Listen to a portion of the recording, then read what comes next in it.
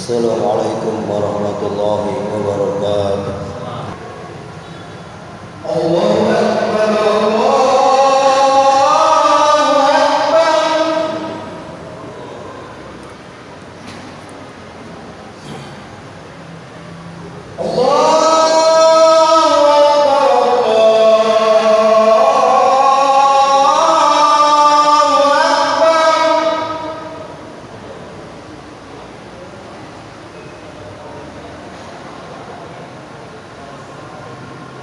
أشهد أن لا إله إلا الله.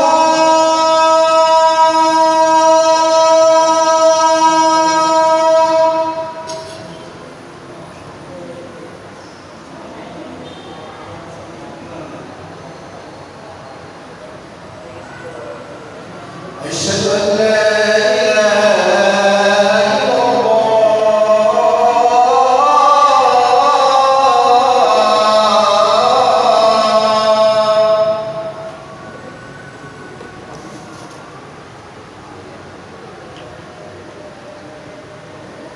أشهد أن محمدًا رسول الله.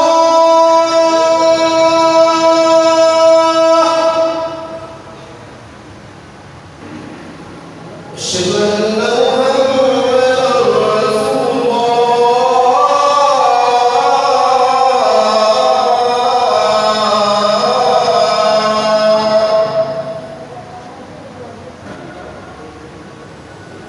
حي على الصلاة.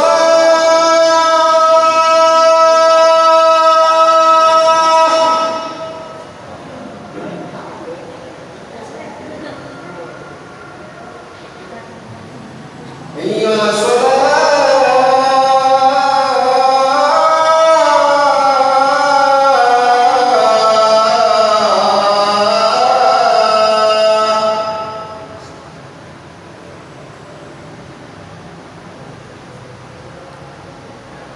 حي على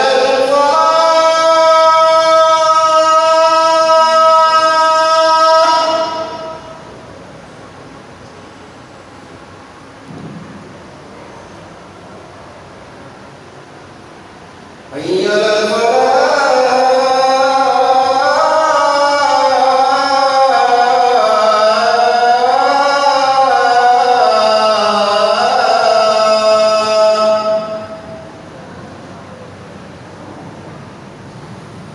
الله أكبر، الله أكبر. لا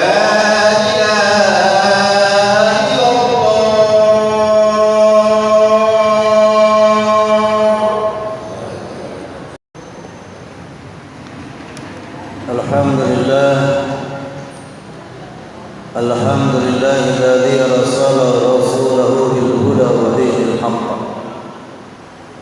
أشهد أن لا إله إلا الله وأشهد أن محمدا عبده ورسوله. اللهم صل وسلم وبارك على سيدنا محمد وعلى آله وأصحابه ومن تبعهم بإحسان إلى يوم الدين. قال الله تعالى في القرآن الكريم: بسم الله الرحمن الرحيم. يا أيها الذين آمنوا اتقوا الله حق تقاته ولا تموتن إلا وأنتم مسلمون. أما بعد، فيا عباد الله، أوصيني وإياكم بتقوى الله، فقد فاز المتقون. Alhamdulillah wa syukurillah ala ni'amillah. Sujud syukur dan sembah kita tujukan kepada Allah Subhanahu wa taala. Allah yang telah memberikan kita banyak nikmat. Nikmat Islam, nikmat iman, dan nikmat sehat walafiat. Dan mudah-mudahan dengan kenikmatan yang telah Allah berikan kepada kita, semakin meningkatkan iman dan takwa kita kepada Allah Subhanahu wa taala. Salawat dan salam tercurah kepada baginda kita Rasulullah sallallahu alaihi wasallam. Rasulullah yang telah membawa umatnya minaz zulumati ila nur, membawa risalah Allah sebagai hudan linnas wa hudan lil muttaqin. Dan mudah-mudahan kita istiqomah di jalan sunnahnya Rasulullah dan juga diwafatkan dalam keadaan husnul khatimah pada yaumul qiyamah, mendapatkan syafaatul uzma dari Rasulullah sallallahu alaihi wasallam. Ma'asyiral muslimin wa jumratul mu'minin rahimakumullah. Dalam Jumat kali ini izinkan khatib mengajak pribadi sendiri khususnya dan umumnya kepada seluruh kaum muslimin untuk sama-sama meningkatkan keimanan dan ketakwaan kepada Allah Subhanahu wa taala. Dengan meningkatkan iman dan takwa, maka kita akan meraih kebahagiaan dunia akhirat. Dan dalam kesempatan ini pula, khatib akan sedikit mengupas yang berkenaan dengan bulan di tahun Hijriah yang sedang kita jalani pada saat ini, yaitu keistimewaan bulan Rabiul Akhir. Ma'asyiral muslimin wa jumratul mu'minin rahimakumullah.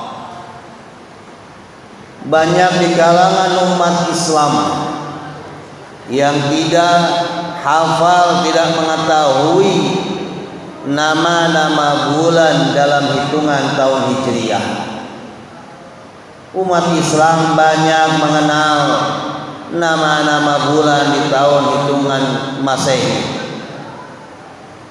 Bahkan jika disebutkan angka saja bulan kelima di tahun Masehi, kita lebih cepat menyebutnya karena kita lebih hafal daripada hitungan bulan dari tahun Hijriah. Sebenarnya ada makna yang terkandung di tahun Hijriah, ada makna yang tersirat di bulan-bulan tahun Hijriah. Salah satunya, kita sekarang sudah memasuki tanggal 20 Rabiul Akhir di tahun Hijriah. Dan apa makna yang terkandung di bulan Rabiul Akhir? Sebelumnya kita mengetahui bulan Rabiul Awal, nama satu bulan yang diagungkan, namun satu bulan yang sering kita peringati atas kelahirannya Nabi Muhammad sallallahu alaihi wasallam. Dan sebenarnya dengan memperingati tersebut, kita mencontoh akhlaknya Rasulullah sallallahu alaihi wasallam. Dan kita pahami makna kata Rabiul Awal. Kata Rabiul Awal berasal kata Rabi dan Al-Awal. Rabi, sebagian mufassirin mengartikan kata berkembang. Bagaimana jika kita lihat satu buah bunga, jika dia mulai mekar, mulai berkembang, maka sungguh bahagia orang yang memiliki pohon tersebut. Begitu pula keindahan di bulan Rabiul Awal, bulan di mana menyambut kedatangannya Rasulullah sallallahu alaihi wasallam. Bahkan sebagian muslimin di seluruh penjuru dunia, khususnya di Indonesia, melaksanakan peringatan Maulid Nabi besar Muhammad sallallahu alaihi wasallam. Namun tidak sampai di sini, ada makna yang terkandung setelah bulan Rabiul Awal, yaitu Rabiul Akhir. Apa saja keistimewaan di bulan Rabiul Akhir? Yang pertama, keistimewaan di bulan Rabiul Akhir adalah Allah menurunkan salah satu surah dalam Al-Quran, ini surah ke-13 ayat ke-11. Allah firmankan bahwasanya surat Al-Hasyr Allah turunkan pada surat ke-59 pada bulan Rabiul Akhir. Dan juga disitulah bahwasanya terdapat Asmaul Husna di penghujung 3 ayat terakhir pada surat Al-Hasyr ayat ke-59. Mari sama-sama kita pahami keistimewaan di bulan Rabiul Akhir adalah salah satunya diturunkannya surat Al-Hasyr yang terdiri dari 24 ayat. Dan 3 ayat terkandung terakhirnya di makna disebutkanlah nama-nama indah, nama-nama Allah yang terkumpul dalam nama Asmaul Husna-Nya.